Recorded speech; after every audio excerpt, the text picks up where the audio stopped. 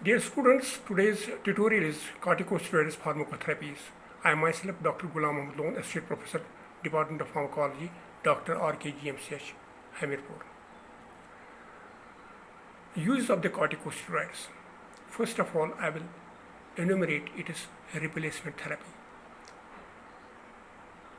In the first case, A case, we define the acute adrenal insufficiency. It is an emergency. We give hydrocortisone 100 mg or dexamethasone 8 to 16 mg IV bolus injection. Then infusion along with isotonic saline in glucose solution. The amount of infusion is guided by the CVP, that is central venous pressure. These patients have reduced capacity to excrete water load. Short-term IV infusion of vasopressor, dopamine may be needed. The cause of adrenal insufficiency should be treated. Number 2B, chronic adrenal insufficiency, that we call as the Addison's disease. In this case, we give hydrocortisone orally with adequate salt and water allowance.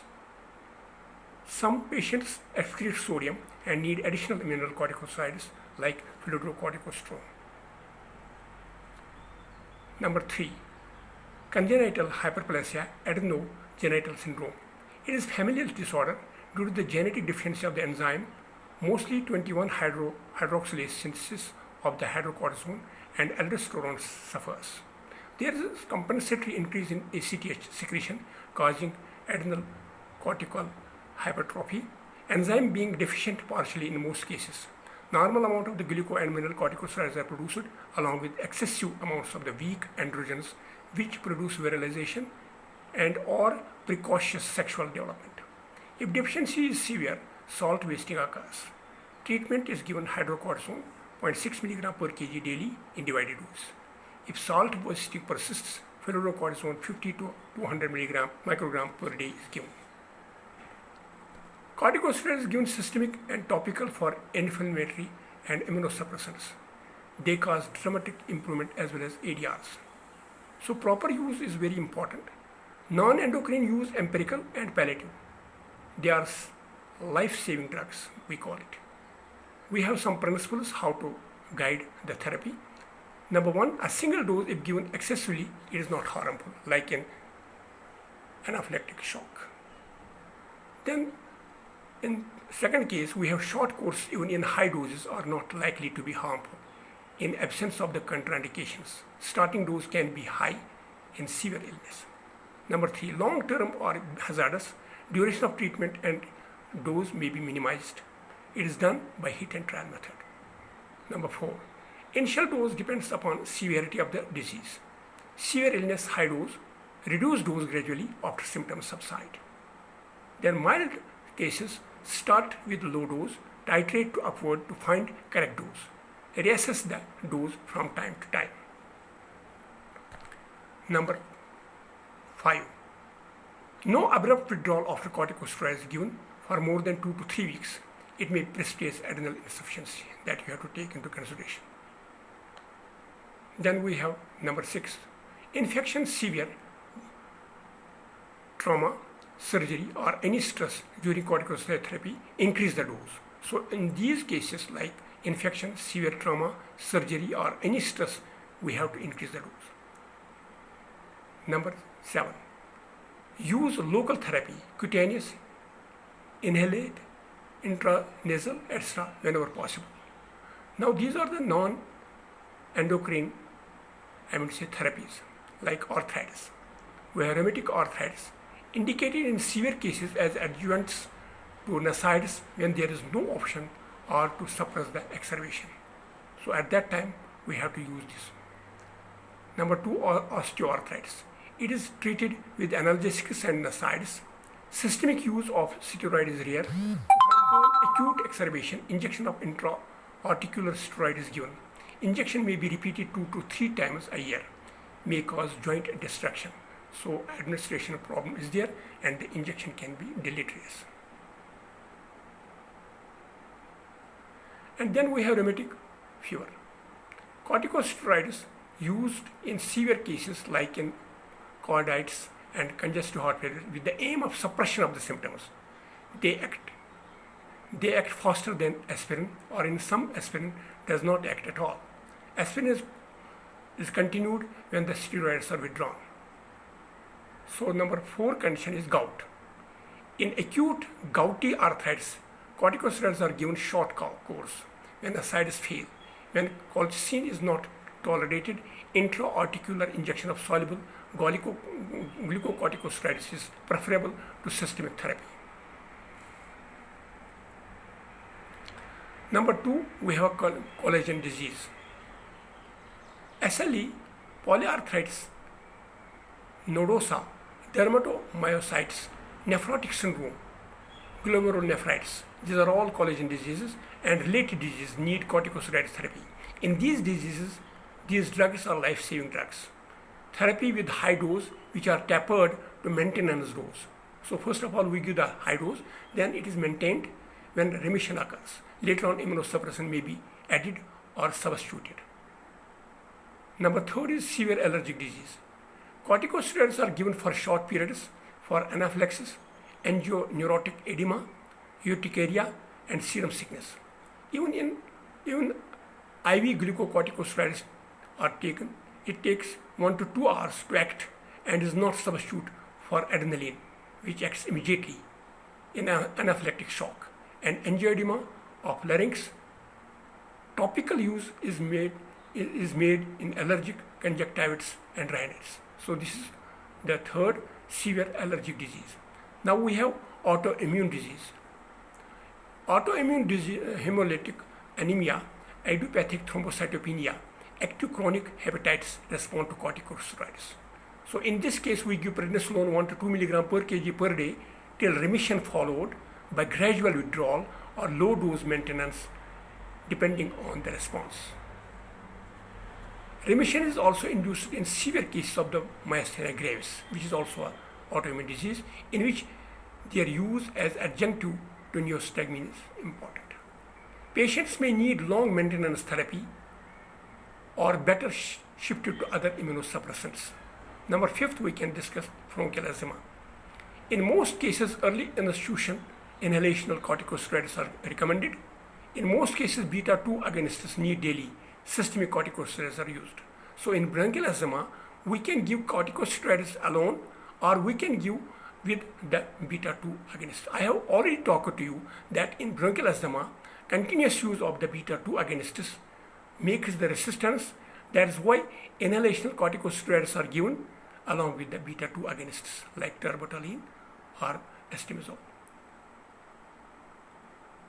And we have 3 types of status asthmaticus. We give IV glucocorticosteroid withdraw when emergency is over. So we give IV in the case of status asthmaticus. In acute asthmatic exacerbation, short course of high dose corticosteroids is followed by gradual withdrawal. In severe chronic asthma, not controlled by inhaled steroids or steroids, bronchodilators, low dose prednisolone daily or on alternate days we give in the severe chronic asthma case. Number 6, we have other lung diseases. Aspiration pneumonia, pulmonary edema. When a person is drawn, we have to give these drugs. We have to also give these drugs in late pregnancy to accelerate lung maturation, surfactant in fetal lung, and prevents respiratory distress syndrome at birth. 2 doses of the betamethasone or dexamethasone 12 mg IM at 24-hour interval to mother if premature delivery contemplated. Betamethasone, dexamethasone higher in the placenta. That means they have got the entry to the placenta. Thereafter it goes the, I would say, neonate, and then it acts as the surfactant. Number 7, infective disease. Corticosteroids administered in severe infective diseases under effective chemotherapeutic cover to prevent complications. These are indicated in severe forms of tuberculosis. We have types of tuberculosis, miliary, meningeal, and renal. We give under these conditions. Lepra reactions, we also give certain forms of the bacterial meningitis and pneumocystis corneae, pneumonia with hypoxia in AIDS patients. Under these conditions, we give these corticosteroids. Number 8, eye disease. In inflammatory ocular disease, to prevent the blindness, anterior chamber, we give topical instillation eye drops or ointment, that is allergic conjunctivitis, iritis, iridocyclitis, keratitis. If inflammation is there, effective antibiotics are also added. If herpes simplex keratitis, no steroid is given. If posterior segment affliction, systemic steroid therapy is given. So it depends upon the anterior chamber or the posterior. If there is a posterior chamber segment affliction, then we give the systemic steroid therapy. Number 9 is the skin disease. Corticosteroids are given for various dermatological conditions in systemic as well as topically. Benefit is because of anti-inflammatory, immunosuppressive, vasoconstrictor, anti-proliferative, because it being a lipophilic drug. We can give in the systemic also in life-saving like Pemphigus vulgaris, exfoliated dermatitis, and Stevens-Johnson syndrome. Under these circumstances, these are the life-saving drugs, and we give in systemically. Number 10 is intestinal disease, inflammatory bowel. Like we have disease like ulcerative colitis, Crohn's disease, celiac disease with exacerbation and remission. Corticosteroids given in acute phase may be used orally or retention enema for colonic moments. These drugs are also given in with sulfasalazine and mesalazine in Crohn's disease. These are the intestinal diseases which are inflammatory bowel diseases. These are the drugs are to be taken for chronically, so that's why these drugs have a role in these bowel diseases. Now 11, neurological conditions. Tumor, cerebral edema, tubercular meningitis respond corticosteroids very well. Dexamethasone or betamethasone is preferred. They have sodium retaining capacity also. Traumatic post-stroke edema is under note of interrogation because we don't know under these conditions shall we give or not. In spinal injury, we give IV reduced neurological sequelae. Bell's palsy, we give acute exacerbation of multiple sclerosis. Neurocystic cirrhosis, we give albendazole. Praziquantel also is used to kill the cystocele in brain. Prednisolone 40 mg per day for 2 to 4 weeks to suppress the reaction to the dying larvae. So first of all, we have to give these antihelminthic drugs so that the larvae is dead. Then only this treatment is given. And then we have in the 12th condition nausea vomiting case. In cancer therapy, to augment the antiemetic effect of the ondansetron or metoclopramide, high dose of glucocorticosteroids are given by themselves afford most protection from chemotherapy, induced nausea and vomiting. CIN and V means chemotherapy induced nausea and vomiting. Probably because of the anti-inflammatory action, they stop nausea and vomiting. Then 13th is the malignancy. Corticosteroids for ALL, acute lymphatic leukemia, Hodgkin's and other lymphomas. They have a marked lympholytic action. They have a secondary place in hormone responsive for breast carcinoma, act by causing HPA suppression so as to reduce production of the adrenal androgens, which are converted to estrogen in the body. Corticosteroids have a role in other malignancies because they improve appetite and control hypercalcemia. For hypercalcemia, bisphosphonates are indicated. Number 14, organ transplantation. Corticosteroids are given along with cyclosporin and other immunosuppressive agents in various organ transplants like liver transplant, kidney transplant, heart transplants. They are given in high doses with other drugs. Maintenance dose is given for longer periods. They inhibit several components of the immune response. they are not preferred for long therapy because of the greatest limitation of steroid therapy. Now 15, we have septic shock. High dose corticosteroids for septic shock has been abandoned as it worsens the outcome. But in case of those patients who have relative adrenal insufficiency, it is given low dose of the hydrocortisone 100 mg 8 hourly IV infusion for 5 to 7 days, and who do not respond adequately to fluid replacement and vasopressors in septic shock is also indicated. Now 16th is the thyroid storm. Many patients have concomitant adrenal insufficiency. Corticosteroids reduce peripheral T4 to T3 conversion because the T4 is converted into T3 peripherally. So thyroid storm, we give hydrocortisone and 100 mg IV 8 hourly may improve the outcome. So in thyroid storm, this the patient may have concomitant adrenal insufficiency, we give this drug. In the 7th case, we have to test the pituitary because the drug is not given for the prophylactic or therapeutic, it is also given for the diagnostic purposes. So the corticosteroid is given to test the pituitary adrenal axis function. Dexamethasone suppresses PAA at doses which do not contribute to steroid metabolite in urine because the metabolite in the urine is very cumbersome process. It has got no specificity, no sensitivity and no accuracy. That's why we test the plasma. Response of the axis can be tested by measuring daily urinary steroid metabolite excretion after dosing with dexamethasone. Urine measurement is difficult, not sensitive. So that's why plasma ACTH measured, Cushing's syndrome, adrenal tumor less than 5 picogram per ml. Plasma ACTH measured Cushing's disease usually more than 10 picogram per ml. So this is also used for the diagnostic purposes. Serum androstenedione increase in congenital hyperplasia due to normal levels of due to adequate glucocorticoid therapy. Now I have a problem directed study that is you can see in the 20th chapter of the corticosteroid is the first problem and it has also solution. I mean to say every chapter is followed by problems. So problems are very important in pharmacology.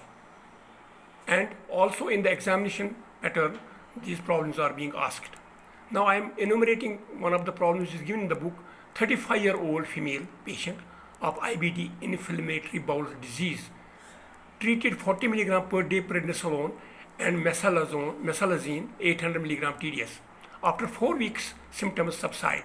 Prednisolone dose is tapered to 10 mg. So from 40 mg, the patient is in the 2 weeks have 10 mg per 2 weeks, was taking 10 mg per day now. She met accident and suffered compound fracture of both bones, right leg, internal fixation of the fracture and suturing of wounds under GA is planned. Now A, there are 2 subparts of this question. Whether additional measure is in need during surgery because of the corticosteroid therapy. Number 2, does prednisolone need discontinuation or any alteration in the post-operative period? Give reasons. So you have two answers to write, A and B. Now in the A, patient received supraphysiological dose of corticosteroids for more than 3 weeks, so developed HPA suppression. Injury and surgery stress which needs excessive corticosteroid activity, so it will develop acute adrenal insufficiency. So hydrocortisone hemisuccinate 100 mg IV infused during surgery and repeated 8 hourly till patient stable. So this is the trauma, suppression is there, injury and during the surgery there is a stress. So we have to give 100 mg IV infused during surgery and repeated 8 hourly till patient is stable. This is the first answer, A. And the B answer is prednisolone not to stop. Prednisolone not to stop in post-operative period, spread of the infection and delayed healing. effective antibiotic medication to prevent wound infection and prednisolone dose to be increased temporarily for a week or so to 20 milligram per day till the stress of the trauma and surgery subsides. So this is very difficult to, maintain the patient. So you have to remember that we have to, shoot the prednisolone in this case post-operatively also. And we have to keep this for a week or so to 20 milligram till the stress of the trauma and surgery subsides. Thank you very much. Hope for the best.